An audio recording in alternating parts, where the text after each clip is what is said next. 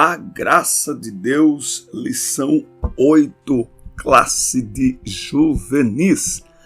A paz de Cristo, meus irmãos, chegando com mais uma videoaula para ajudar na preparação de professores, superintendentes, coordenadores e os alunos também, todos que amam a palavra de Deus, a escola dominical. Eu sou o Diácono Denis Pereira e é um prazer estar por aqui com vocês todas as semanas. Lembrando que temos aqui as videoaulas para as classes de jovens, juvenis, adultos e adolescentes. Por isso é muito importante você se inscrever no canal, ativar o sininho de notificações, deixe aqui seu comentário, fale da importância do nosso conteúdo para a preparação de suas aulas. Conheça o nosso ministério, tem um link aqui que você clica e abre o nosso site, tem um canal do YouTube, contato para agendar ministrações, tá certo? O meu Instagram, enfim, é sempre um prazer ajudá-los e contar com o vosso apoio também. Compartilhe, é bênção para você o nosso conteúdo, ajuda você? Compartilhe com outras pessoas também. Pegue lápis, caneta, papel, revista e Bíblia e vamos juntos preparar a próxima aula da escola dominical. Muito bem, a graça de Deus é o título desta lição 8, classe de juvenis, porque a graça de Deus se há manifestado, trazendo salvação a todos os homens. Tito 2:11, nós vamos falar sobre a graça de Deus. Lembrando que nós temos aqui na descrição os links para você baixar o conteúdo de apoio da aula em PDF. Você está vendo que eu estou aqui com o laptop, estou usando, dá para usar também no smartphone. Tem link para você acessar grupos de professores no WhatsApp, onde semanalmente conversamos sobre a lição a ser ministrada no próximo domingo. Os objetivos desta lição 8 é diferenciar a graça de Deus da sua misericórdia e justiça, expor o alcance da graça de Deus e estimular os alunos a executarem, a exultarem, a se alegrarem pelo privilégio de serem alcançados pela graça. Quero lembrar aos irmãos que tem dinâmica esta aula e eu vou gravar vídeos de dinâmicas separados também. É isso mesmo, fique atento ao nosso conteúdo aqui. Introdução. O conceito e os contornos sobre a graça de Deus são realmente muito importantes, pois ela é a base da nossa salvação. Efésios 2:8, pela graça sois salvos. A graça é uma peculiaridade do cristianismo, não existe em nenhum outro credo religioso, não é? Então não dá para falar sobre fé, não dá para falar sobre cristianismo, sobre salvação, sem falar sobre graça. Mas o que é graça? Ainda hoje muitos têm dificuldade em assimilar que pela graça e só pela graça somos salvos. O sacrifício de Cristo é completo e perfeito, alcançando todos que o aceitam pela fé. É pela graça que nós somos salvos. Não tem nada que o homem faça. É tudo o que Cristo fez. Muito bem. Tópico 1. A graça de Deus. Lembrando que a partir do próximo trimestre, novo currículo, novidades vindo por aí. O que é graça? É o favor imerecido de Deus para a humanidade. Por causa da graça de Deus, a vida ainda existe na Terra. Eu costumo dizer que a primeira manifestação da graça, humanamente falando, visivelmente falando na Terra, é quando Adão peca e Deus desce ao jardim, chama-o pelo nome, ou seja, o pecado ele rompeu o relacionamento e a graça é Deus vindo até o homem para restaurar esse relacionamento. O pecado nos torna inimigos de Deus e a Bíblia diz que o salário do pecado é a morte. É isso que o ser humano sem Deus merece. Morte, morte, morte. Mas o texto de Romanos 3:23 diz que o salário do pecado é a morte. É Romanos 3:23 ou Romanos 6:23? Espera aí, vamos lá, referência bíblica para não ficar no chutômetro. Isso, 6:23. O salário do pecado é a morte, mas sempre tem o mais de Deus. O dom gratuito de Deus, está falando aqui de graça, é a vida eterna por Cristo Jesus em nosso Senhor. Há aí uma diferença entre graça e misericórdia. Já parou para pensar que se todos fôssemos tratados de acordo com nossos erros, onde estaríamos? Qual seria o nosso fim se tudo acontecesse de acordo com nossas falhas e nossos pecados? O pecado ele nos afastou, nos separou de Deus, nos fez inimigos de Deus, merecedores da morte e condenação eternas. Dê uma olhada em Efésios 2:1-3, não é? Mas ele decidiu mostrar-nos o que é o amor e o que é amar por causa de sua maravilhosa graça. Qual a diferença entre graça e misericórdia?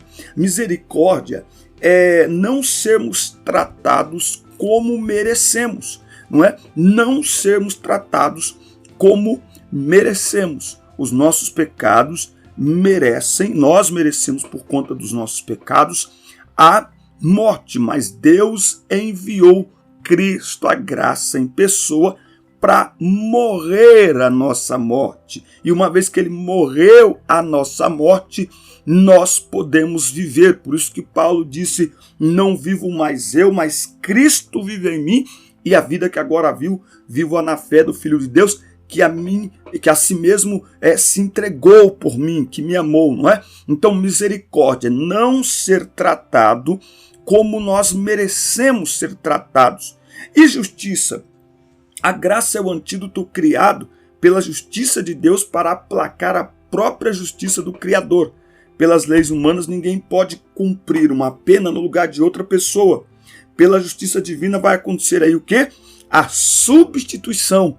Aquele que não tinha pecado se fez pecado por nós. Aquele que ele nos resgatou da maldição da lei, fazendo-se maldito em nosso lugar, não é? Então, o Deus ofendido preparou desde a fundação do mundo uma forma, um meio para nos reaproximar dele, está em 1 Pedro 1:18-20, porque não foi com ouro, prata ou pedras preciosas que fostes comprados da vossa vã maneira de viver, mas com o precioso sangue de Cristo, como de um cordeiro imaculado e sem mancha, conhecido antes da fundação do mundo. Deus é justo e por isso mesmo, podendo tudo, ele não poderia também, até porque ele é imutável, aceitar um homem cheio de pecado ou ignorar. Ele tem que, na sua justiça, punir o pecador. Então, por sua infinita graça, ele mesmo providenciou Jesus para nos substituir na cruz e nos resgatar da maldição, condenação e do castigo que o nosso amor merecia. Qual que é o nome disso? Amor. Qual que é o nome disso? Graça, graça, graça. Muito bem. Tópico 2, espero que você esteja anotando, gostando aí do nosso conteúdo. Não se esqueça de se inscrever no canal, ativar o sino de notificações, deixar o seu like, deixar o seu ok aí e comentar. Fale para nós o que você acha desse conteúdo. Compartilha com seus amigos também. Tópico 2, o tópico o alcance da graça. Ele vai falar aqui de graça comum e ele vai falar aqui da graça especial. Lembrando que quando iniciou a aula aqui, você viu um videozinho de 30 segundos no início da aula. E aí, depois que eu entrei, esse vídeo de 30 segundos, ele é um vídeo convite para você enviar para os seus alunos, convidando-os para no domingo estarem na sala de aula. Isso mesmo, você acha no link que tem aqui para baixar material de apoio em PDF, esse vídeo está lá para você encaminhar para os seus alunos, e se você me chamar no WhatsApp, eu envio para você também. Jesus disse que deveremos amar os inimigos, porque Deus, igualmente, faz que o sol se levante sobre maus e bons, e a chuva desça sobre justos e injustos. Isso é graça comum, não é? O sol que nasce para nasce para todos, que nasce para justos, nasce para injustos. Isso é graça comum, não é? Percebe-se com isso que o Senhor dá sentido às pessoas para viverem, não é? Deus, por causa da sua graça, tudo que temos de bom são dádivas recebidas de Deus por causa de sua graça. Por outro lado, nossas escolhas, todos os males são fruto das nossas escolhas equivocadas. Tem muita gente querendo culpar a Deus, né, por causa aí das dificuldades, por causa do mal, enfim. Porém, a graça comum mantém, portanto, além do fôlego de vida, a qualidade da existência dos homens. Imagina se Deus simplesmente falasse, não, é o seguinte, quebra tudo, destrói tudo. Não. Todas as pessoas reconheçam Cristo como Senhor e Salvador de suas vidas ou não, eles têm condições iguais de vida, é o sol, é a saúde, é o oxigênio, isso é chamado de graça comum, não é? Agora, e o ser humano, por conta do pecado, ele não merece isso, não é? Mas Deus, ele é um Deus de amor. Agora, vale lembrar que graça comum não salva ninguém. Ok? Essa graça chamada de graça comum não salva ninguém. O que vai salvar é a graça especial ou graça salvadora.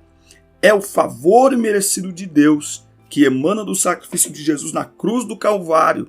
Por ela, Deus salva e justifica o pecador, tornando-o filho de Deus. A graça, quando absorvida, também nos faz morrer e ressuscitar com o Redentor. E então passamos a ter assim uma nova vida, não é? Agora, tudo isso é graça de Deus, tudo isso. E por isso, na vida do cristão, nascido de novo, o pecado não pode dominar mais. Romanos 6, de 11 a 14. Por quê? Porque agora nós estamos debaixo da graça. Agora veja, essa graça nos faz agradáveis a Deus. Ou seja, não nos tornamos agradáveis a Deus por nossos méritos, por aquilo que fazemos, mas pela graça de Jesus. É por causa do que Cristo fez que nós nos tornamos agradáveis diante de Deus, exclusivamente por causa do que Cristo fez. É o que ele fez, é a sua morte que nos torna agradáveis diante de Deus. O assembleano ele tem um pouco de dificuldade de entender isso. Não é nada que a gente faça. Tudo que a gente faz ou deixa de fazer é efeito da graça e não causa da graça. Ou seja, é porque somos salvos e não para sermos salvos. Muito bem? Tópico 3, os grandes dilemas. A grande aparente contradição. A Bíblia diz que Deus odeia o fato de um culpado ser declarado inocente. Como então pode Deus perdoar o pecador? A graça salva ao arrepio da justiça? A situação jurídica do homem sem o sacrifício de Jesus seria terrível. A morte fulminaria o pecador instantaneamente. Assim como Deus é justo, ele não poderia simplesmente perdoar o pecador. Era preciso satisfazer a sua justiça. Por isso que, Cristo padeceu uma vez pelos pecados, o justo pelos injustos, para levar-nos a Deus, mortificado na verdade na carne, mas vivificado pelo Espírito. Não é? Então, quem além de Deus poderia suportar a sua ira? Não é? O próprio Deus, através de Cristo. Jesus levou sobre si todo o nosso pecado e suportou na cruz toda a nossa vergonha e o peso que nossos pecados mereciam. Em Cristo todo o pecado foi julgado. Na cruz toda a ira de Deus se manifestou em Cristo. Toda a dor, todo o sofrimento. A justiça de Deus foi satisfeita através de Cristo. O pecado entrou no mundo por um homem. A salvação também veio por um homem. Romanos 5. Por um homem todos se tornaram condenáveis. Por um homem todos podem alcançar a salvação pela fé. Romanos 5, 12 a 21. Jesus, sendo inocente, morreu como culpado em nosso lugar. Sendo filho, morreu como servo. Sendo santo, morreu como ímpio. Qual que é o nome disso? Graça. Como é que se explica isso? Graça, graça, graça, graça. Como o sofrimento e a morte de Jesus, de só um homem na cruz, pode salvar toda a humanidade do inferno. A redenção que Jesus realizou na cruz não foi um ato de força, mas um ato de justiça. Não é a quantidade do sofrimento, mas a qualidade de quem está sofrendo que trouxe redenção. Por isso que Romanos vai dizer que assim como o pecado entrou no mundo por um homem, também a graça reinou através de um só homem. Um só ato de justiça trouxe salvação a todos os homens. É por isso que Jesus se ofereceu em nosso lugar e resolveu o problema. Por isso que ele pode dizer no alto do Gólgota, bradar em João 19:30, está consumado. Tópico 4, vivendo o tempo da graça, não é? Vivendo o tempo da graça. Graça, onde é encontrada? A graça só pode ser encontrada no cristianismo genuíno. Em nenhum outro lugar há a ideia de ser beneficiado por Deus sem fazer absolutamente nada. Muitos cristãos têm dificuldades em entender que para ser salvo precisamos apenas, como se fosse algo pequeno, né? Da graça. Não há qualquer mérito humano na salvação. É pela graça sois salvos. Até a fé para a salvação é um meio, a maneira como somos salvos, não a causa da nossa salvação.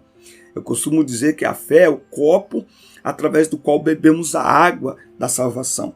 Nenhum método ou sistema de regras nos torna aceitáveis diante de Deus. Não há nenhum mérito em nós, tudo é graça. Não há nada que eu faça para ser, mas porque eu fui salvo. Nós fomos alcançados pela graça antes de tudo existir e não existiríamos agora se não fosse a graça. A graça não é licença para pecar, que é o chamado da graça barata, a graça exorbitante, como é que fala? A graça extravagante que hoje tem sido pregada por muitas pessoas, não é? A graça não é licença para pecar, porque Romanos 5:20, onde abundou o pecado, superabundou a graça. Ainda pecamos, mas de maneira consciente nos arrependemos e nos curvamos a esta graça que perdoa. Quem conhece a graça e entende a graça, odeia o pecado e odeia pecar. Por isso, quando peca, corre arrependido, buscar perdão, pois reconhece que não há maior demonstração de amor senão a graça, abundante graça. Amém, meus irmãos? Eu espero que isso tenha ajudado a todos na preparação de sua aula, que seja uma aula abençoada e não se esqueça de se inscrever, assistir, curtir, compartilhar e fique atento que ainda durante a semana eu posto a dinâmica desta lição.